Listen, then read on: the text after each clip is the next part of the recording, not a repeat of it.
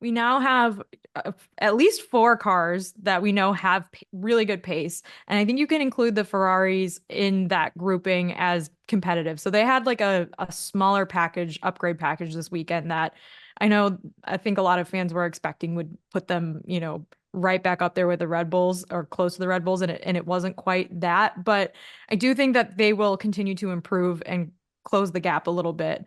And so you're going to end up with, I think, really interesting racing down the road. And so having more cars that can be in the mix near the top during qualifying and then actually get to race at tracks where there is overtaking and there are Hmm. different tire strategies. This tire strategy for Imola was very basic. Most of the teams were on the exact same strategy.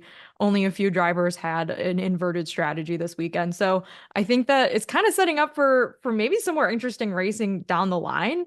Yeah. And this is just kind of like the good I don't know what the analogy is, but like it's a nice like preview where it's like we're getting a little bit more anticipation each time for when we get to see a race where all of the things kind of come together at once. And I didn't even mention the Mercedes and potentially, I mean, Aston Martin had a pretty terrible weekend, but they Aston Martin if they can get their shit together a little bit, being in that fold as well.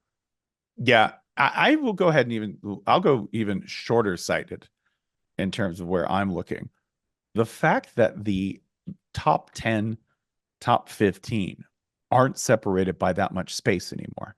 There's really not a whole lot of time between them, especially in midfield between 5 and 10 or 5 and 12. This means that for me, Monaco is Saturday. You're going to run a race on Sunday and you will see all of the, pageantry, the yachts. Somebody will zip by the luxury Wendy's, right, at Monaco, which you can see just over the Yes. wall, right? That will all happen. That will all be cool. We can go back and watch dash cam footage from Ayrton Senna and ooh and ah at how cool Monaco is on Sunday. But on Saturday, you're actually going to get the people ripping some insane qualifying laps. This True. is where Max, I think, did his best work last year. This is where I think you're going to see Lando Norris attempt to fight God in qualifying because he feels so good in that car and is so confident in what he can do. Same for Piastri, same for Ferrari, because this is again, it's going to be a home race. It's going to be a home race for Leclerc, and as well as a number of the other drivers, but Leclerc in particular, since he's monogased. Saturday is going to be really, really cool. Like if you got to watch one thing and you only have one thing to watch, go watch Monaco qualifying because I think you'll see a tighter field working in a very differently tight set of circumstances in qualifying. I'm with you. I'm pumped for Saturday.